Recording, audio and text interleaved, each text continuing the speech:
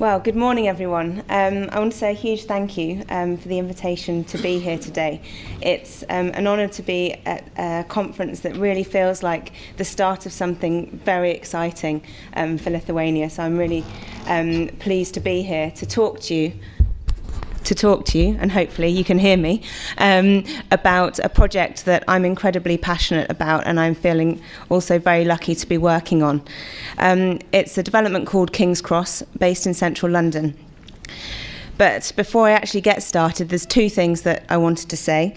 The first is, as I mentioned, I'm incredibly passionate and I can talk about this project for hours. So you have absolutely every permission to stop me when I've been going on too long. You might get hypnotized. Yeah. And then the second thing I wanted to do before I got started was to ask how many people in the room have been to King's Cross? Excellent, that's loads, brilliant. And those that haven't been yet, have you heard of King's Cross? So a few as well. So excellent. Well, I've got a really good base to start from. Hopefully I'm not repeating too much of what you know. But for those of you that haven't come, my aim for today is to, next time you're in London, make it top of your to-do list to come and see what we're doing at King's Cross, as well as also let you know about the sustainability aspects that are embedded in the development that we're working on. And again, one more thing before I get started. What I really want you to take away from this presentation is that buildings are an incredibly important part of the jigsaw in a city and with communities. But actually, it's the in-between the buildings that's fundamental to the success of the buildings themselves, actually really considering what's happening in the spaces, enabling people to interact and have a community feel that's not just in the building, it's outside as well. So, without further ado, I'll continue. The King's Cross Partnership is made up of 4 organisations.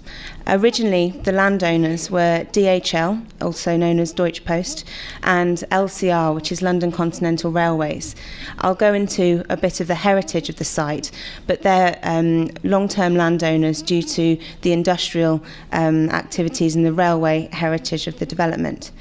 In 2000, Argent, the company that I work for, were identified as preferred developer to develop a master plan to put into practice and into motion almost a new city quarter scale development in central London.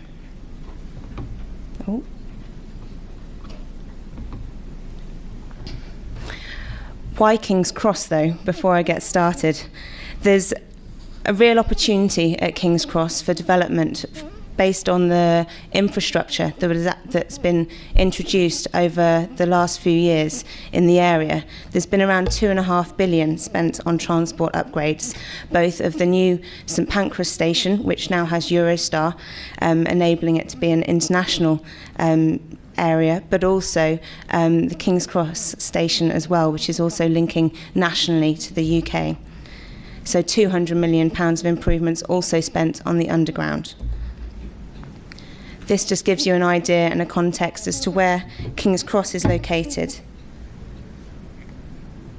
in relation to London on the tube map. Anyway, we have 6 underground lines, 14 different bus lines, as well as also the international and national railway. That gives you an idea of context as well. I've got a lot of slides in this presentation, and a number of them I won't be touching on for too long. But really, what's the bigger picture? I'll just highlight to you where King's Cross is in this map. So we have this section here. But it can't all be done based on one development that we're working on. It's actually taking into consideration what's happening in and around the area. So I've mentioned the stations and their development. There's also the British Library, which holds a copy of every single publication that's ever been written in the United Kingdom.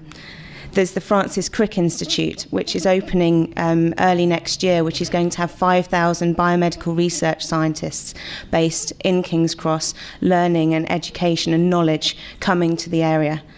There's also Regent's Quarter, home to Eurostar, but also home to a number of other businesses that are really starting to give the area excitement and a buzz as well. And King's Place, an incredible hub for culture and music and art, which is also co-located with The Guardian, a newspaper in the UK as well. Just to touch on heritage, we've been hearing about retrofit and refurbishment and opportunities that come from that. At King's Cross, we have a vast amount of heritage buildings that we're looking to renovate and give a new lease of life and developing them into the future. But this slide really just gives you some context of what we're dealing with on the development. During the Industrial Revolution, King's Cross became a real hub for rail links and bringing all of the produce down from the rest of the United Kingdom into King's Cross to be diverted through canal and by road into London. In 1980, most of these rail tracks were lifted, but what was left behind was quite a good deal of contamination and need for reclaiming the land and making it good to build on. This also gives you an idea of how close the buildings were, both to the canal network that was finished in 1820, but also the industry that was going on there as well. This is just a first taster of what we're going to be looking at shortly. There's lots of photographs coming up. But really it's about creating a new destination for people within King's Cross in an area that previously had, following the Industrial Revolution, and had gone into a slight decline. It had, in fact, more than a slight decline. It had been, there were a couple of nightclubs, a go-karting track, and a number of warehouses. But actually, as an area of land, it had, there was quite a lot of antisocial behaviour, quite a high crime rate. And for the locals around the development, it was actually a no-go area. And for King's Cross and for Argent, and working with the master planning team, it was all about making it a safe and vibrant place for people to come and spend time in and also move through. It's not just about having a space that people come to and it's an enclosed space. It's about having that connectivity in and between the communities around the development. This is what we're aiming to achieve over the next few years. We started in the ground in 2008 after quite a long series of planning, discussions and negotiations and engagement with the community to understand what they would like to see of the development. And I've just been trying to do some calculations to give you a bit more of an understanding of what it all translates into. I use a lot of square feet in my role. So in square metres, it's going to actually be 740,000 square metres of development over 67 acres, and translating that to, it's 271,000 square metres of development area, with the majority of that being office space, which is around 418,000 square metres, but also providing a real mix of uses. And what this map really gives a sense of is that mix. It's about having an engagement throughout the day. It's having activities in the morning for businesses to come and for the workers to get coffee, and there's enlivenment, but also workers during the day and then activities in the evening as well, so that when residents are coming home at night, it's not a quiet space. It's somewhere that they can actually know is safe and well lit and invigorating to a place to be.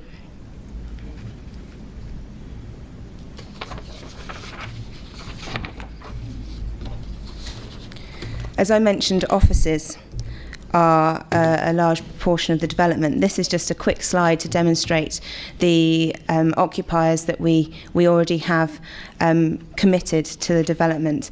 The name that tends to get the most oohs and ahs is Google. They have taken a large plot on the development, which is going to be the equivalent of 1 million square foot, which is, I don't know if many of you know the Shard in London. It's the tallest building in London, and the Google plot will actually be the equivalent of the Shard laid down. So it's going to be a land scraper is the term. They're designing and planning and getting quite excited, and I think it's going to be quite an amazing building once completed. But the other names on here are also what we really want to highlight is the mix. We have education, we have design, we have pharmaceuticals, we have arts institutions as well. So actually it's the real mix. We're not specifically capturing one market area.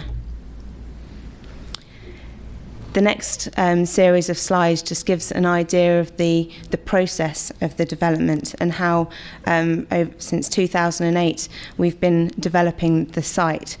What this first slide shows, though, is the natural capital almost that we have that we can really utilise to benefit and engage people with nature. We have Camley Street Natural Park, which is a 2-acre park right next to the development, which was opened in the 1980s for people to experience a nature reserve in central London and has been protected ever since. And then we have the canal. We have a kilometre of canal network that we are responsible for both making safe but also enhancing the wildlife in and around that area, and also enabling connectivity from the canal, which is a very popular transport link for cyclists and for walkers and for runners, to get them to be able to move onto the site and into the development as well, so enabling connectivity that way. So in 2015, this is how far we've got. These are delivered or in progress. So we've actually, just while I mentioned the Google plot, it's this building all the way along. But just some key interesting buildings that we'll be touching on later. We have the University of the Arts, which was the granary building that we saw a heritage photo of earlier. It's actually been a refurbishment, but also a re-enlivenment of an old granary building that was a hub of industry, actually into a new hub of industry, but with young people and those learning about art and architecture and fashion, and actually giving a real buzz to the development as well, with 5,000 it's probably wrong to say this, but quirky art students really gives a vibrancy to the development, which in certain areas you can have a vibrancy for a time when it's the cool hip place to be, but actually over time the hip youngsters are generally priced out of the market. If they're going to be coming to university every year, we get a whole new cohort of exciting, interested, engaged young people coming fresh each year, and that's one of the real benefits of having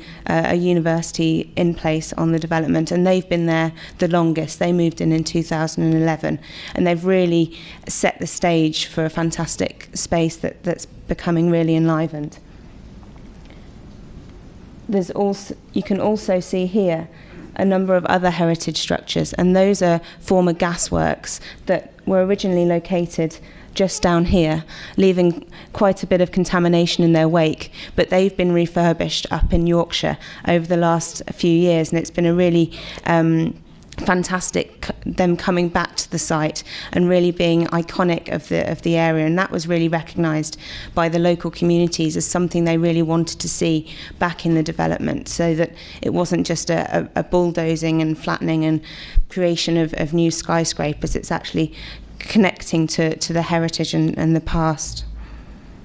And then 2017, there's the hope that we'll complete or deliver those final buildings, and then by 2021 actually completing. So really, how long? I told you I can keep talking. I'm just checking my time. Okay, 15 minutes, halfway.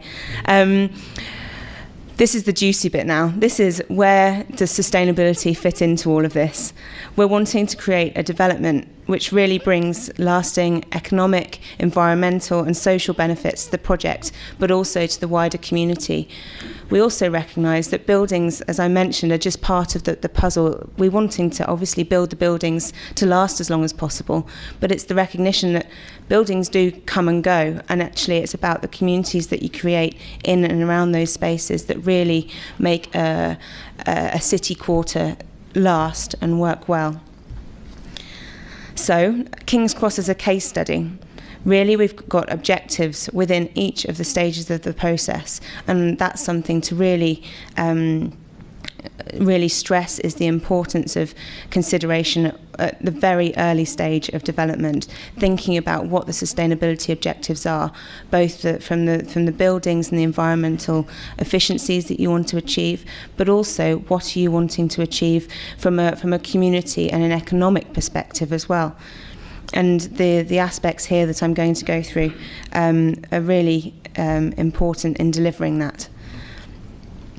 The partners at King's Cross, those that I work with at Argent, would absolutely say that the partnerships that have been created over the 15 years that this project's been going now, so from 2000, since we became preferred developer, the importance of partnerships both with the landowners, the investors, the prospective tenants, the contractors, the supply chain, to get everyone bought in to a philosophy of building with sustainability in mind, making it as simple a process as possible, but also making sure that everyone is on the same wavelength has been crucial to making this happen. And one thing that isn't on that slide actually is the partnering with the communities and the local businesses. So I mentioned that sustainability and community consideration has been in the development since the beginning.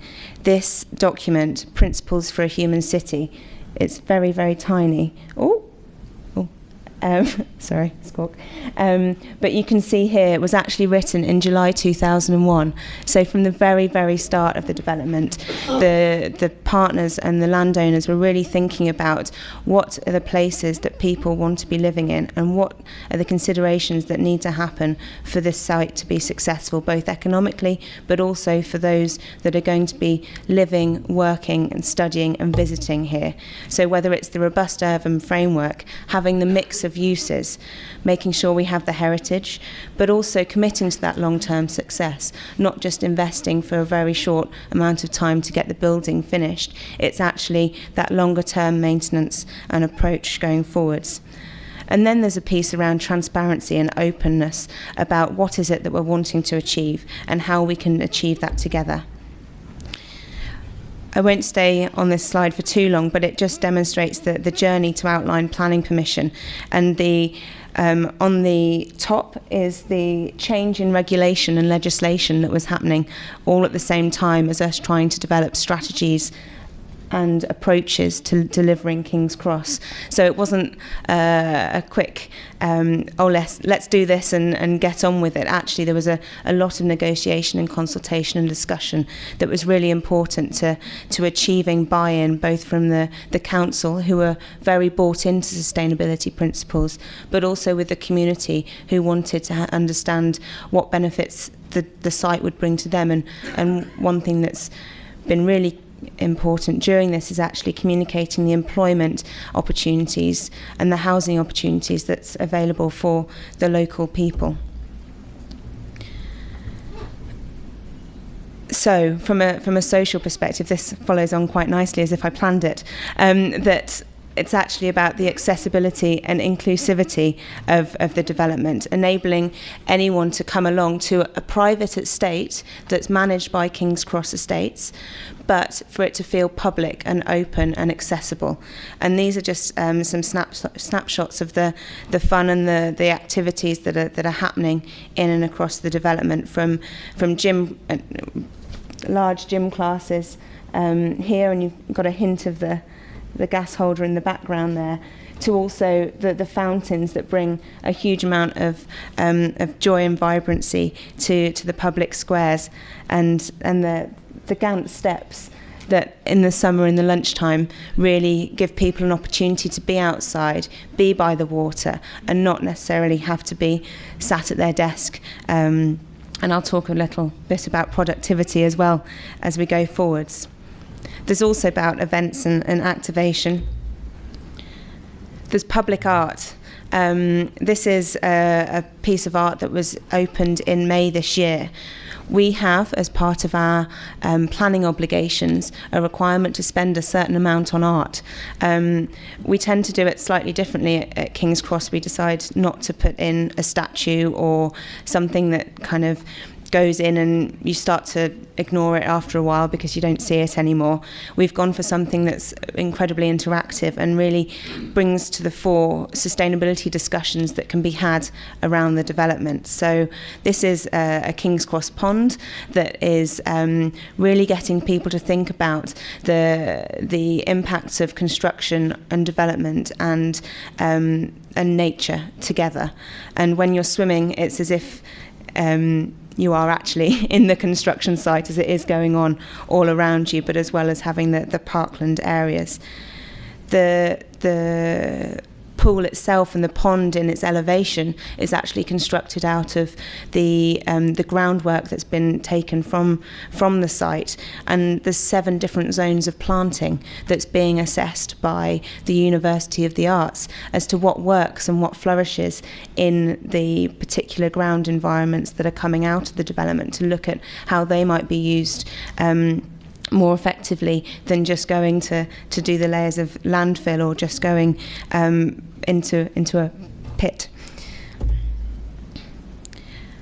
The public art programme, the pond is part of a 9-year programme that we have to open up spaces and get people thinking about contemporary art that may not have had that opportunity in and around the area. And whilst it's bringing in European artists as well, we also have local artists getting involved. And we had an installation here which was called Black Maria, which was a performance studio which really enabled anyone who wanted to put on a performance of anything within reason to actually get involved in King's Cross and put something on. And the students really embraced that, and some really interesting projects that took place. But also in relation to public art, there's fountains and actually the opportunities for engagement through those. There's the choices of stonework and benches that we introduce. It's getting that thinking from the very beginning as well. Lighting is also something that's really important in getting places to be exciting. And this event here, this was all Halloween pumpkins, which we got the community involved in carving, and actually I think that got the highest number of tweets in the whole year, having pumpkins lit up on the stage. But it's really about what are the opportunities to get people involved in something that creates a community beyond just people coming for work or people coming for school or university. Actually, they can get stuck in. Greening and green infrastructure. In the UK, and particularly with the UK Green Building Council, green infrastructure has been a really key aspect that's been considered this year and being really thought about within developers as a key area for people to think about. And it's something at King's Cross we recognise the importance both from a health and well-being perspective, but also from a habitat and biodiversity perspective as well. And the green routes and the blue routes as well, and connecting to what's available. When the question came up earlier about what increases employee productivity, there's been some recent studies that have actually shown that employees being able to just look at a green space for almost just seconds can increase productivity significantly. And actually that's something that within King's Cross, by providing these green squares and green places, you get to see it before you go into the office, you get to see it at lunchtime, or you can just look out of the window and get a chance to refresh your eyes rather than just looking at the screen all day. Although you all have to look at this screen all day, so sorry, but the chairs are green. And green places to sit at lunchtime. There's community participation. We have a primary school on site. We have a construction skills centre on site where we have a target of achieving 5% of the workers on the development to actually be apprentices. And we have this construction skills centre where the apprentices can actually learn the trades and then move directly onto a site to apply those trades. We have the primary school, which is co-located with a school for the deaf, and all of the children learn sign language and have their assemblies together. It's about bringing communities together and providing sports facilities and uses for the meanwhile space. This is a section now on the environment and the aspects really that we've touched on over the last few presentations. So the pieces around heritage and how we're refurbishing and trying to give these buildings new leases of life, but so much so that they're also environmentally sound as well, so they have the efficiencies within them. We also had the real opportunity with King's Cross, with being a brownfield site, to actually introduce a huge amount of infrastructure, particularly a district heating network, which will be providing close to 100% of the heat and hot water across the development. We're also adding to that over the next year with a cooling pod, so we'll have tri-generation, but then we're also we're trying to get funding at the moment to introduce a fuel cell that will really enhance the efficiencies of the energy centre as well. BREEAM Outstanding or Excellent offices. We've been pipped at the post with the highest percentage, with only 97.9 with our 5 Pancras Square building. We've also got, of the 3 new office buildings that we've completed, those have been BREEAM Outstanding. Really supported by the district heating network that really aids credits in energy management. But there's also real consideration of ecology, of transport and cycling links, and as mentioned before, providing both the cycle spaces, but in London particularly, there's a real impetus to provide the lockers and the showers and the drying rooms and the facilities that engage people to cycle more. Materials, again, incredibly important, both ranging from the native plants through to this bench was mined in Cornwall, so a local in a UK-based company providing the stonework and then worked on in Ireland. Water management's key. SUDs have been quite difficult for us actually at King's Cross based on the ground that we're working with London clay. But actually what we've been doing instead of that is ensuring that we do the rainwater harvesting in the buildings and ensuring that the fountains that we're introducing have got their storage tanks and there's reuse of water rather than it just completely all evaporating or being lost.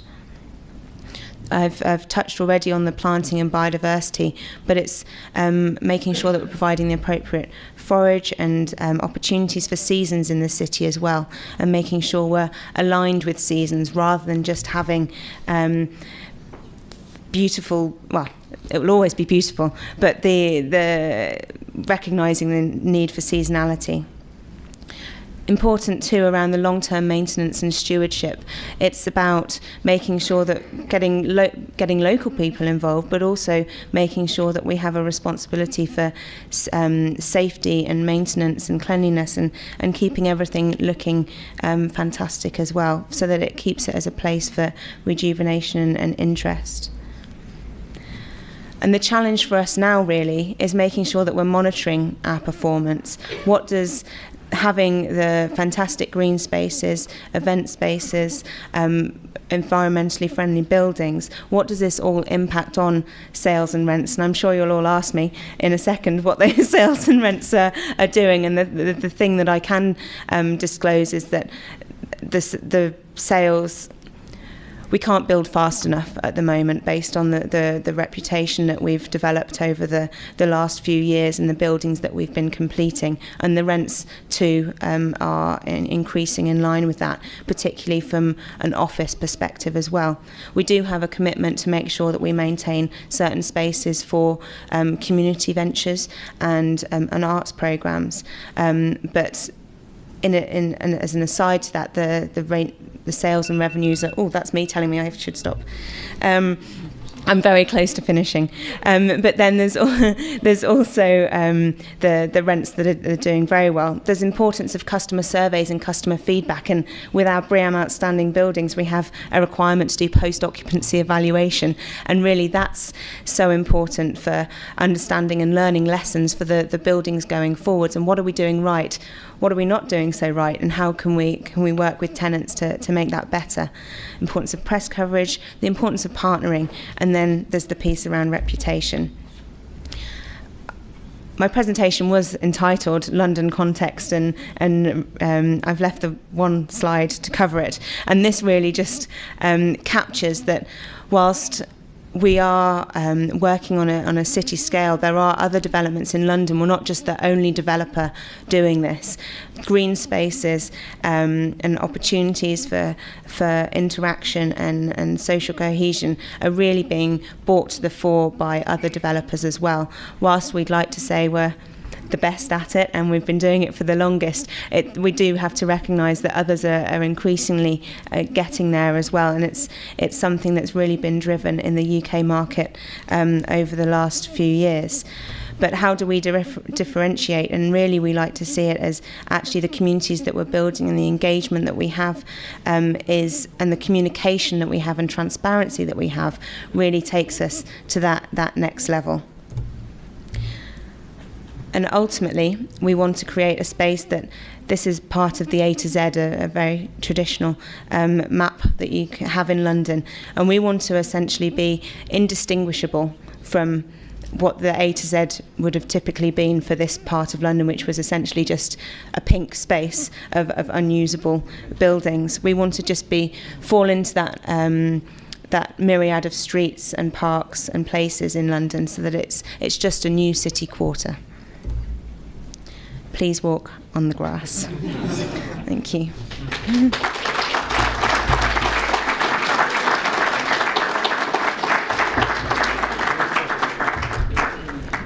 Are there any questions? There are questions, actually, yes.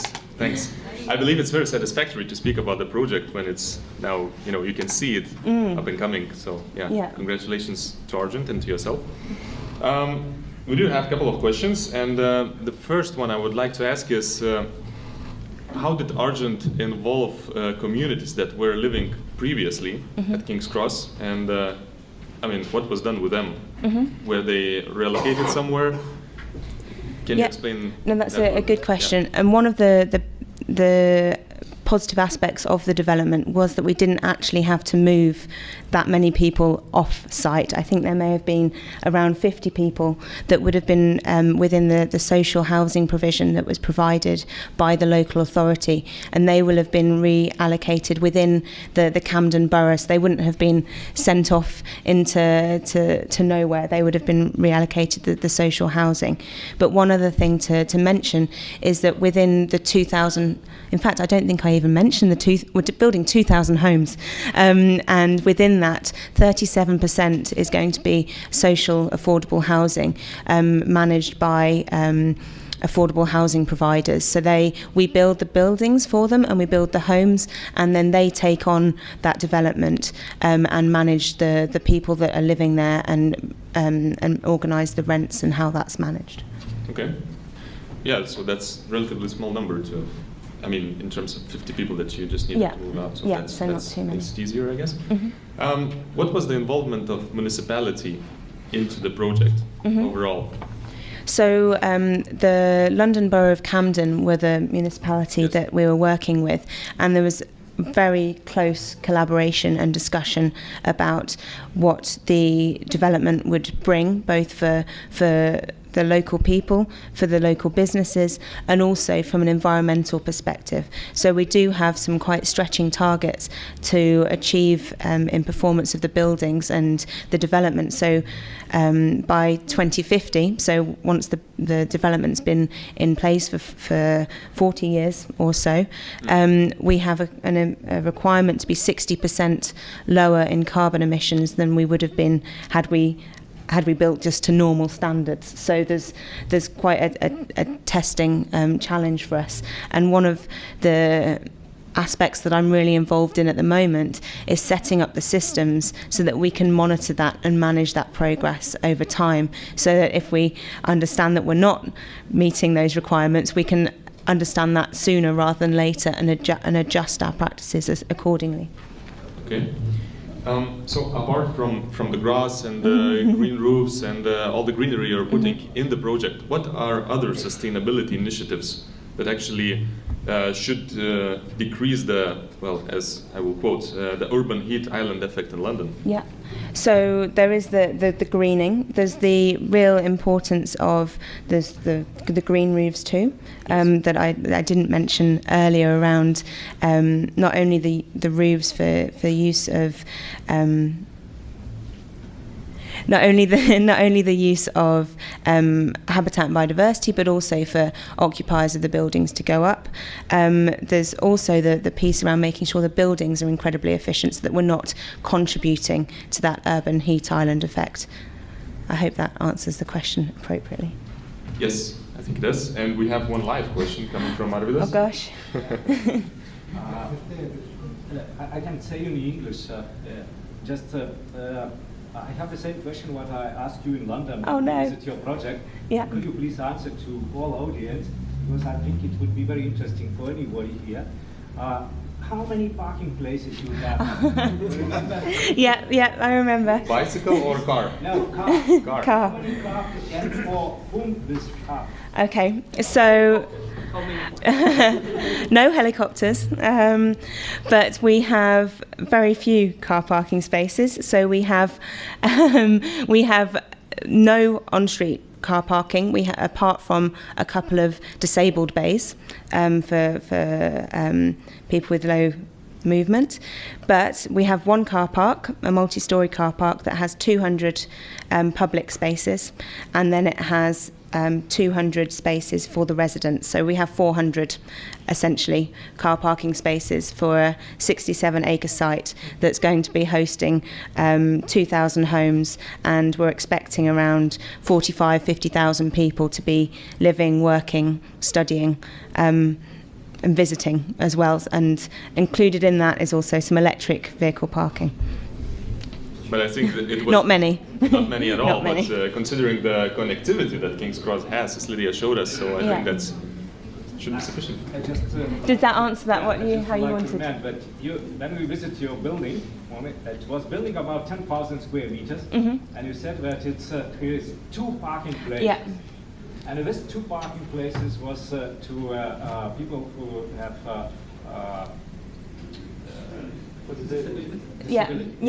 Yeah, and those. It would be really good just to explain to our authorities, because in Lithuania it's a little bit different.